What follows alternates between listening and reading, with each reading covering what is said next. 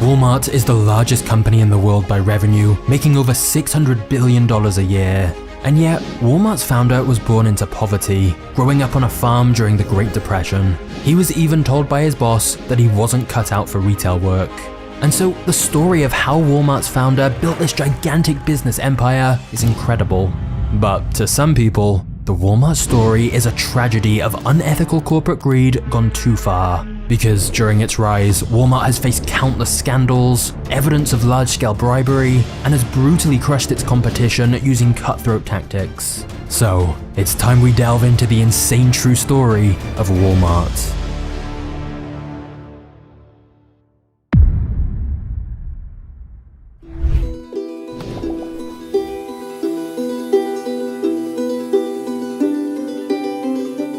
Sam Walton was born on March 29, 1918 in the small town of Kingfisher, Oklahoma. His parents were farmers, but they struggled to make enough to get by. So at just 8 years old, Sam was already selling magazine subscriptions and doing anything he could to bring in extra money to support his family. He helped his mother out with milk deliveries and even raised rabbits and pigeons to sell.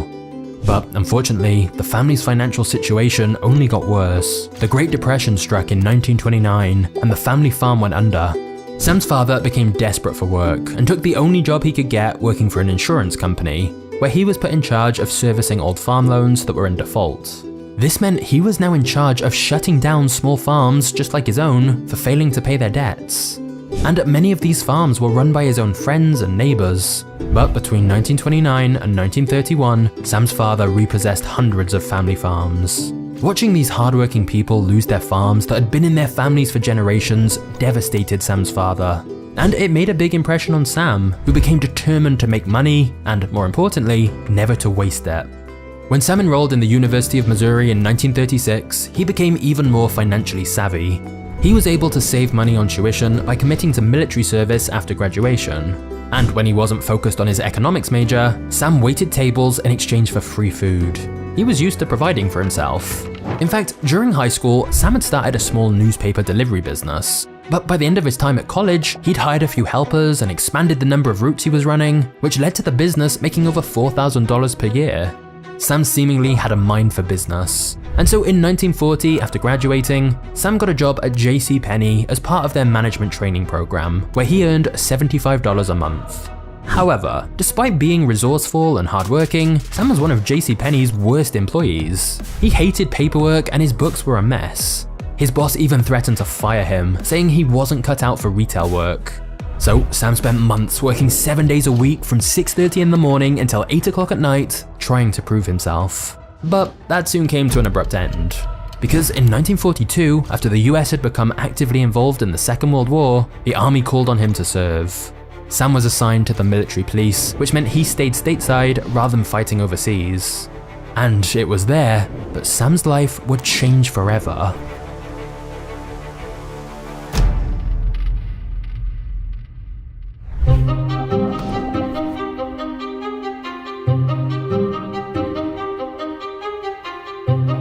Sam met Helen Robson in a bowling alley. She was on a date with another guy at the time, but Sam didn't care. He made his move, and they were married less than a year later. And this marriage would end up being very advantageous for Sam's career. You see, Helen's father was a wealthy lawyer and banker, eager to take his new son-in-law under his wing. So when Sam pitched the idea of opening a retail store, Sam's father-in-law was happy to write Sam a check for $20,000. Of course, it was just a loan. But because of this loan, and along with $5,000 of his own savings, in 1945, Sam was able to buy his first retail store. Now, he didn't start a new store. Instead, Sam found an existing store to purchase in rural Newport, Arkansas. It was a franchise of the popular Ben Franklin shops, which sold a wide variety of goods. The problem was, the reason Sam had been able to afford to buy this store was because it was losing money. It had been making less than half the sales of its main competitor across the street. Plus, Sam's rent was 5% of all the sales the store made, which Sam later realized was the highest rent in the industry. It's also worth noting that Sam was just 27 years old at this point and had never actually run a store before. But it was immediately clear to Sam that for the shop to be a success, he needed to make some drastic changes. So firstly, Sam took discounting to the extreme.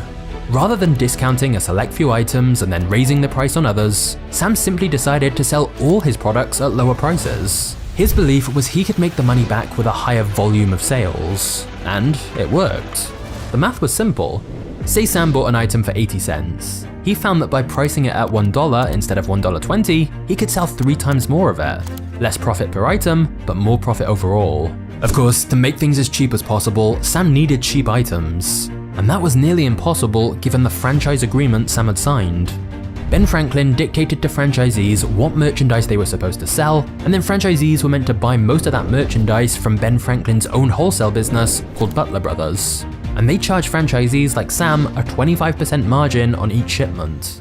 Sam felt he was trapped in the Ben Franklin franchise system, so he brainstormed ways to find his own products instead, and did whatever he needed to get them.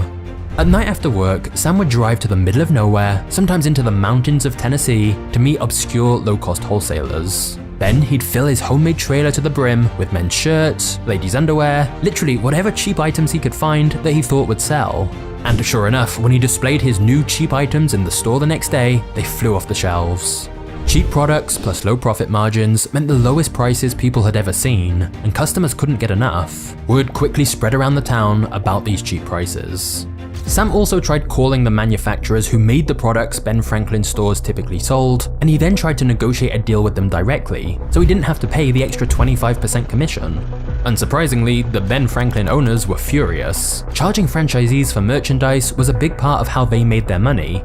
However, they didn't punish Sam immediately, as remember, they were still making 5% of all his sales, and in Sam's first year of ownership, sales increased 45%, taking the store to $105,000 in revenue. That increased to $140,000 the second year. So for now at least, the business was growing rapidly, and Sam was soon able to repay the loan to his father-in-law. Meanwhile, Sam's brother Bud had come home from the war and started working with Sam, and the two of them worked extremely long hours doing everything the store needed, from doing the stockroom work to sweeping the floors. That's because they made their profit by keeping expenses to a minimum. It also helped that Sam was extremely competitive and would constantly go to their competitors' stores to look at their prices and displays, seeing if there was anything he could learn or improve on. His competitors would often get annoyed seeing Sam spending so much time in their shops, analyzing every detail of how they did things, and seeing what prices he needed to beat. And thus, by Sam's 5th year of running the store, it was generating $250,000 in revenue. Sam had achieved his goal, as it was now the #1 Ben Franklin store in the whole region. By doing things differently, he'd completely turned the store around. But then, quite suddenly, that all came to a grinding halt. Sam's landlord, the owner of Ben Franklin, decided not to renew Sam's lease, knowing full well Sam had nowhere else in town to move the store. He wanted to give the shop to his son instead. This meant Sam had no alternative but to sell the store. He felt sick to his stomach and described it as the lowest point of his life. It didn't seem fair. Sam had built the best variety store in the whole region and poured 5 years of his life into it, and now he was being kicked out of town. And by this point, Sam and his wife had 4 young children that they needed to provide for, which meant Sam needed to figure out his next move, and fast. Guys, before we get to the next chapter, I have some very exciting news for you. For a while now, I've been getting a lot of questions, such as, how are Magnates Media videos made? How do you edit like this, or hire an editor who edits like this? How do you write the videos? How has the channel grown so quickly? How do you get huge sponsors? And what does the behind the scenes of Magnates Media even look like? Well, if you've been curious about anything like that, everything is now being revealed. At long last, I'm pleased to announce my full YouTube system is now available. You're going to be able to access everything I know about building a hugely profitable business with YouTube. Literally everything I've spent years learning, all laid out in an easy to follow system. That way, you can create your own documentary style channel like I have, and get paid to make videos about whatever topics you find interesting. I chose business stories because I like researching them, but this system will work for making videos about whatever you want. I lay out everything for you step by step, so you can make your own epic videos, build a huge audience, and get paid to make content you enjoy. Seriously, how insane is that? You can make so much money by making cool videos about whatever you're interested in, and you can do it from anywhere in the world with no boss and complete freedom. Because the beauty with YouTube is that once you know how to make great videos and you have a library of content that people can go back and watch, those videos can be earning you passive income for years to come. Imagine making tens of thousands of dollars per month from videos you made over a year ago. But obviously, the sooner you start, the better. So if you want to learn how you can make videos like this and build your own hugely successful YouTube channel, just click my course link in the description below. I'm certain you're going to love it, so just scroll to the description now and click the course link. I'll see you there.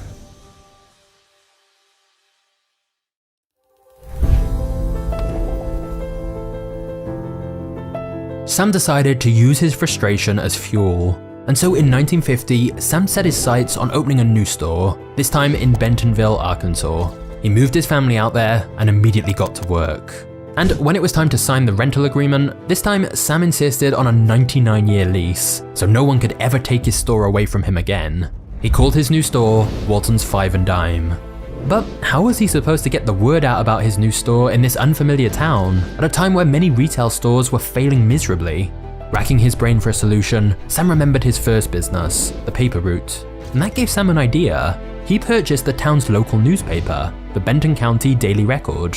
Owning the local newspaper allowed him to run advertisements for next to nothing. So Sam plastered the paper with ads for his new store, and it was only a matter of time until everyone in town knew about it.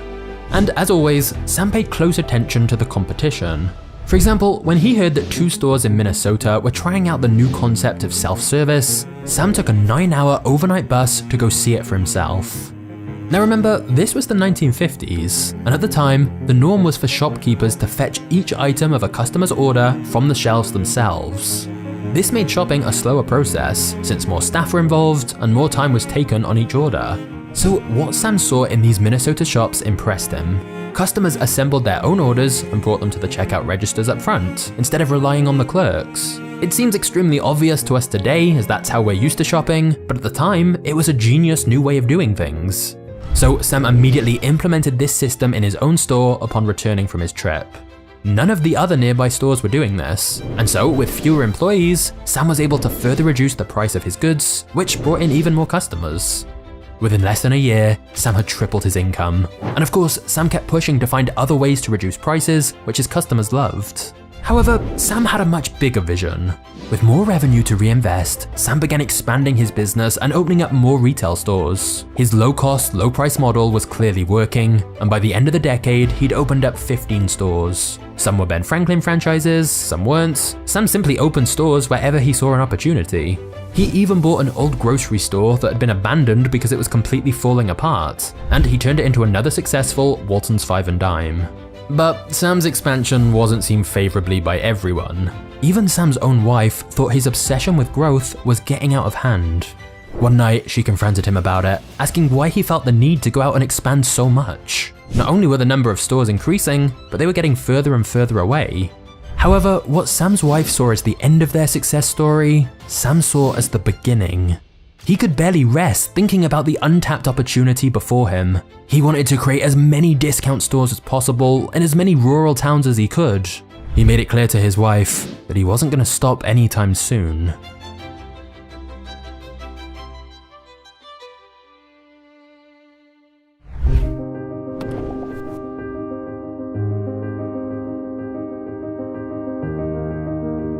Discount stores were normally small and located in cities, and they typically didn't discount everything. But Sam's new idea was to start building much bigger stores, placed in small towns, and that discounted everything they sold. It would be called Walmart. But to execute on his grand vision of a huge chain of discount retail stores, Sam needed lots of money. He tried to partner with various businesses, including the Butler Brother wholesalers, but no one wanted to work with him. They didn't want to gamble on the first Walmart, as relying on such low profit margins with such high upfront costs seemed like a big risk. So Sam took the gamble himself. He mortgaged his home and borrowed money from friends and any bank that would lend to him. This allowed him to open his first Walmart store in Rogers, Arkansas in 1962. Sam's decision to pick rural areas quickly began to look like a great move, as customers were thrilled they didn't need to drive to the inner city for discounted items. Sam also continued to learn whatever he could from competitors. For example, he went to the headquarters of his biggest rivals like Kmart and Sears and spoke with their management officers directly. He would scribble notes down on a little notepad as they openly revealed their merchandising and distribution secrets. At this point, they saw Walmart as way too small and insignificant to be a threat. so they openly shared details with Sam, which he would later use against them. By 1971, Sam had opened 6 new stores and had 78 partners privately invested in Walmart. What those people didn't know, however, was that Sam was in serious debt, several $1 million worth. See, Sam had always seen debt as a necessity of doing business, but now Sam was in debt to practically every bank in Arkansas and southern Missouri. He always paid his debts on time, but he developed a bad habit of borrowing from one bank to pay the other. The debt weighed heavy on Sam. The reality was the stores weren't generating enough profit to both keep expanding and pay off their massive debts. And if their private partners found out what kind of trouble they were in and tried to pull out, that could be the end of Walmart. Sam was convinced this business model could work, they just needed more capital. But with creditors pressuring Walmart to pay up and sources of new money running out, Sam needed a solution fast. And that solution came when Sam decided to explore taking the company public on the stock market. He was extremely worried about giving up control in the business, but he was running out of options. Thus, in 1972, Walmart was listed on the New York Stock Exchange. And this is the point in the story where Walmart starts to transition from being the scrappy underdog to a cutthroat monopoly.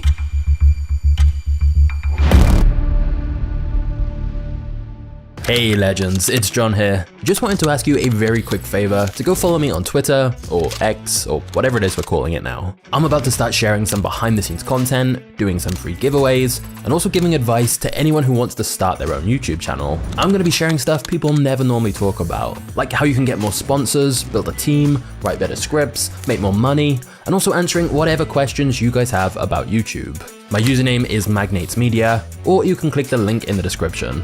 But remember, it's not Magnets Media. This channel is called Magnates, which just means wealthy and influential business people.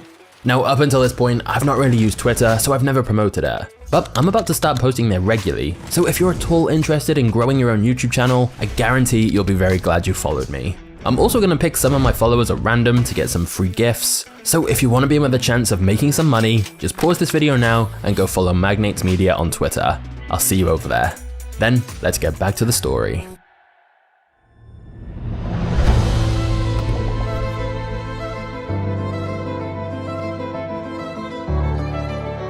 Traveling back from New York the day after taking Walmart public, Sam experienced one of the greatest feelings of his life. With the weight of debt off his shoulders, Sam returned to brainstorming ways to beat the competition.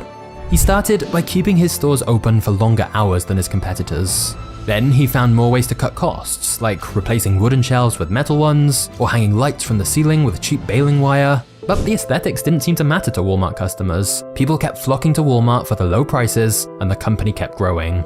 A year later, Sam had 13 new stores. The next year, he opened 26 more. And the reason for this was both genius and brutal. You see, Walmart was extremely cutthroat about driving competitors out of business.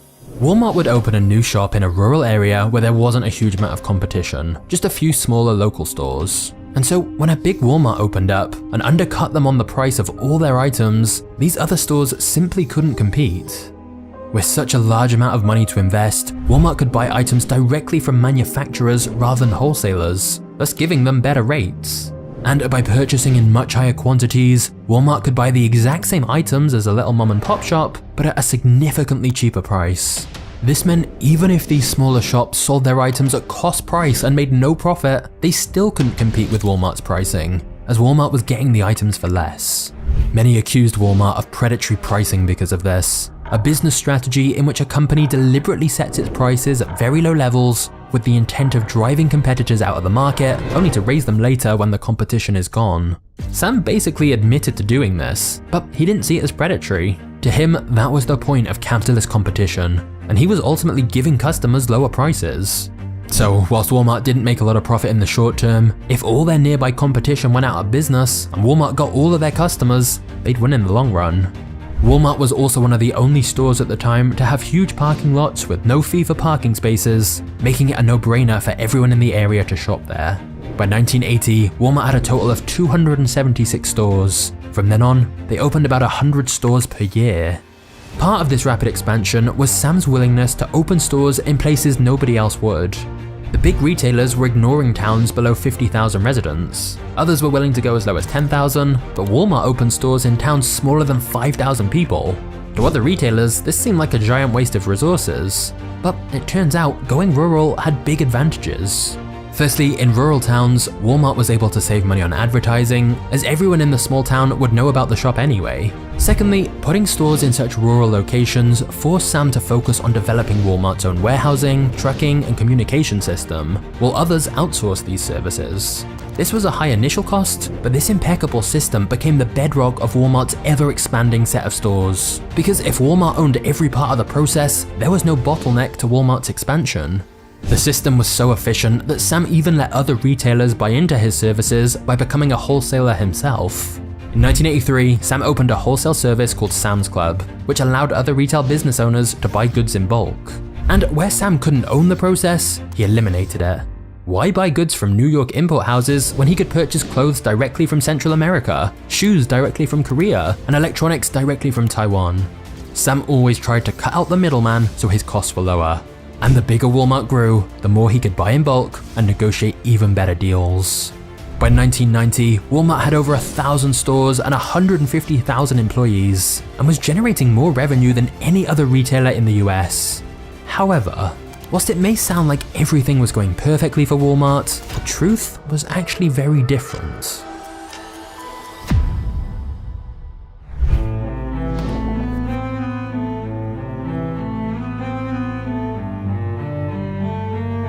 Walmart couldn't keep up with its own expansion. The faster it grew, the further behind the company fell. Walmart was always behind on its distribution, and the warehouses never opened soon enough to stock the new stores, which looked run down and abandoned. By this point, it was the 1990s. Sam Walton was growing old, and the public reputation of Walmart was tanking. Not only was Walmart struggling to keep up with its own expansion, but criticisms mounted that Walmart was putting other stores out of business because of their enormous size, which was hurting local communities. Smaller stores simply couldn't compete with a store that had the power to buy 100,000 t-shirts at a time. This became known as the Walmart effect, when a mega corporation moves into town and puts small shops out of business. Even Walmart's employees were fed up. Walmart's entry-level wages became a constant source of frustration, and strikes became common. Part of the issue was that because Walmart often wiped out all local competitors, there weren't even many other jobs nearby where workers could go, so they didn't have much choice but to accept the low wages and poor benefits. Now of course, paying minimum wage was Walmart's right, but it was a bad look for a company making billions to not provide a livable wage to employees. Sam himself admitted to neglecting employee wages because he was so obsessed with cutting costs. Sam merely tried to make employees feel better about their low-paying jobs. He referred to employees as associates, which sounded more prestigious. He also implemented a weekly company chant to raise morale at weekly Saturday morning meetings. Meanwhile, he used the tricks of famous union-busting lawyer John Tate to discourage employees from advocating for higher pay. For instance, he forced them to attend regular screenings of militant anti-union videos, painting unions as corrupt and incapable of improving wages or working conditions. Walmart managers also carefully monitored for any talk of unions, and if the risk of unionization got too high, Walmart would use intimidation tactics to ensure workers didn't vote for it, like suggesting they'd be fired or the store would be shut down if they unionized. Of course, whilst a lot of this was quite brutal, it's worth stressing that the Walmart business model worked because of cutting costs in every way possible. To be able to give such lower prices to consumers, they had to control costs at every opportunity. Whatever your views on that, there's no denying Sam was incredibly successful. When he died in 1992 at age 74, Walmart had annual revenues exceeding $104 billion. Not bad for a kid who'd been born into poverty on a farm. However, now that their founder was gone, what was next for Walmart? Before we get to the next chapter, I want to help you save time and money with today's video sponsor, ShipStation. ShipStation integrates everywhere you sell online, including Amazon, Etsy, eBay, Shopify, and more. ShipStation then makes it easy to automate shipping tasks and manage your business's orders in one simple dashboard. You can print shipping labels, compare rates, organize every shipment, and automate delivery notifications. And when you use ShipStation, you get discounts up to 89% off USPS and UPS rates. So as your business grows, you could be saving thousands on shipping costs. ShipStation has been a big supporter of Magnate's media for a while now, and I know a lot of you guys have already started using it and been saving money on all your shipments. However, if you've been on the fence about joining, now is the perfect time to check ShipStation out, as you can get a 30-day free trial if you use my link in the description. No matter where you sell or how you ship, make this year your most profitable one yet with ShipStation. Go to shipstation.com/magnates to sign up for your free 30-day trial today. That's shipstation.com/magnates.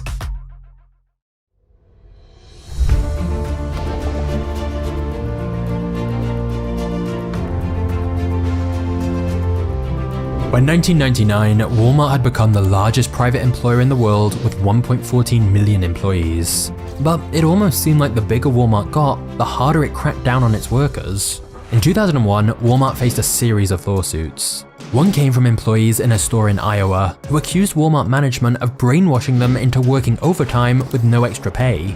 How? By giving employees tasks that were impossible to complete within the time allotted, then pressuring them to finish with no overtime. Walmart paid $11 million to settle the case. And throughout the 2000s, workers and labor organizations continued to accuse Walmart of mistreatment and allegations of unpaid overtime and wage theft. For example, in the documentary Walmart: The High Cost of Low Price, employees discuss how Walmart understaffed their stores deliberately, forcing other employees to pick up the slack. Some Walmart managers were then taught how to log into the system and change the hours that employees had worked to avoid paying them overtime rates. And remember, these were minimum wage workers who desperately needed that money. However, when it came to international working conditions, things got even worse. When the National Labor Committee investigated a Walmart supplier factory in China, it found employees were earning 3 cents an hour working 14-hour shifts, 7 days a week. Throughout the 2000s, Walmart kept sourcing goods as cheaply as possible from sweatshop-style factories. And with all the money Walmart was saving, they could focus on their new plan: international expansion. However, this just created a whole new controversy in 2005, when a whistleblower described how Walmart in Mexico had bribed Mexican government officials to win market dominance. In a rush to open stores, Walmart had paid bribes to build stores in virtually every corner of the country. They found a paper trail of hundreds of suspect payments totaling more than $24 million. They also found documents showing that top executives from Walmart in Mexico knew about the payments, but had taken steps to conceal them from Walmart's US headquarters. Walmart executives and lawyers worked tirelessly to conceal this scandal from the public, and it seemed like they'd gotten away with it, until 2012, when the New York Times revealed they'd been doing a long-term investigation and exposed the bribery that had taken place. But despite all of this, and many other stories involving terrible conditions in Walmart supplier factories, Walmart has managed to become the largest company in the world by revenue, and the largest retailer in the United States. So let me know your thoughts in the comments. Because whilst there are clearly some controversies in Walmart's history, they've also lowered prices for consumers. And there's no doubt from a business perspective, Walmart is an incredible success story. Although it's definitely not the craziest story.